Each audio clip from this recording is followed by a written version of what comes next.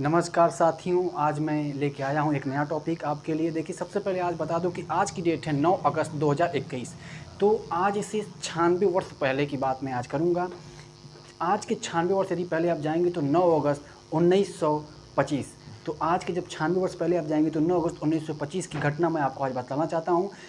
उस समय की बात है कि 9 अगस्त 1925 को काकोरी कांड की घटना को अंजाम दिया था, जो कि एचआरए की 10 सदस्य मिलकर एक ब्रिटिश राज्य को बहुत ही ज़बरदस्त तरीके से युद्ध छेड़ने के लिए और उनके खजाना को लूटने के लिए एक बहुत ही बड़ा ऐलान किया गया था। उससे पहले क्या हुआ करता था कि जो भी क्रांतिकारी हमारी छोटी-मोटी लूट-पाट या जो भी एक क्रांतिकारी गतिविधियाँ करते थे, तो जो ब्रिटिश राज्य के लोग हुआ करते थे, उनको चोर-उचक्के और भी छोटी-छोटी मतलब बातों से उनको क्या किया करते थे, संबोधित किया करते थे। तो ये बातें हमारे क्रांतिकारियों को बहुत ही बुरा लगती थी कि हम लोग ये ऐसे असल में हम लोग चोर-उचक्के या किसी को मारने के उपाय से हम नहीं करते। हम लोग अपने देश में क्रांतिकारी फैलाने के लिए, अपने देश को आज़ाद कराने के लिए ऐसा काम करते हैं, लेकिन ये ब्रिटिश साम्राज्य को समझ में नहीं आता था। दूसरी बात ये दोस्तों कि ये जो हमारी आज़ादी हमको मिली है, ये बहुत ही आसानी से और या फ्री में नहीं मिली दोस्तों। ये हमारे वीर योद्धाओं ने अपने खून से सींची इस आज़ादी को, अपने अपने बल से, अपने शक्तियों से और अपने ना जाने कितने लाखों लोगों ने अपने इस युद्ध को इस देश को आज़ाद करने के लिए अपने प्राणों को न्यौछावर कर दिया। मैं आपको बतलाना चाहता हूँ कि काकोरी कांड तब हुआ था जब हमारे देश में क्रांतिकारी को जब स्पीड देनी थी, उसको गति देनी थी, तो कुछ पैसे की और कुछ बंदूकों की आवश्यकता पड़ी। तो जब आवश्यकता पड़ी तो काकोरी से आलमनगर के बीच में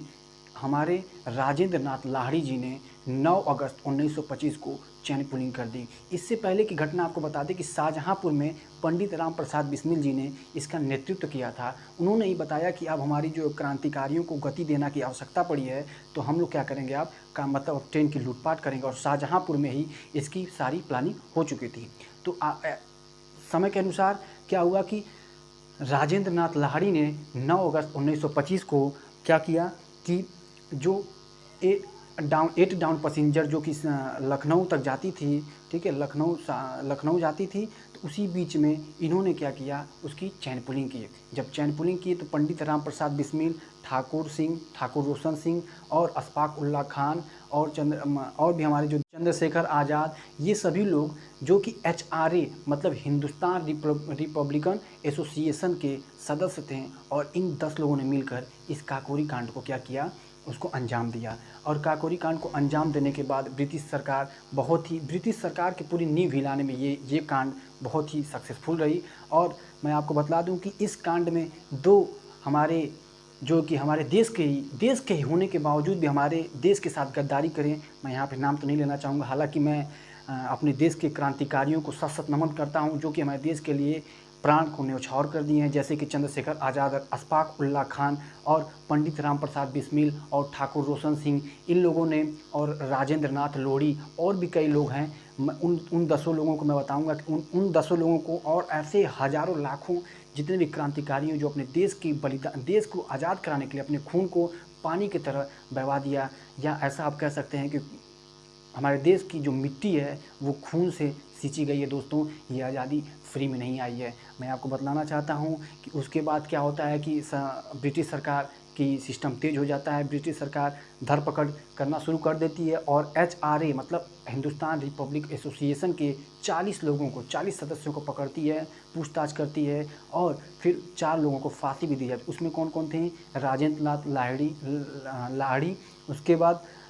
पंडित राम प्रसाद बिस्मिल, उसके बाद ठाकुर रोशन सिंह, और उसके बाद जो कि हमारे अशफाक उल्ला खान जी को फांसी दे दी जाती है, और कुछ को जो है कि काला पानी की सज़ा मतलब आजीवन कारावास दे दी जाती है, कुछ को कुछ सालों की सज़ा भी सुनाई जाती है। तो दोस्तों, मैं आपको बतला दे रहा हूँ कि अल्फ्रेड पार्क इलाहाबाद में हमारे चंद्रशेखर आज़ाद मतलब इतने क्रांतिकारी, इतने जोशीले, मैं एक छोटा सा वाक्य बताऊंगा, इतने क्रांतिकारी, इतने जोशीले और इतने ताकतवर कि पुलिस मतलब ब्रिटिश राज्य की पुलिस की कमर तोड़ देना, और उनके दिल में दहशत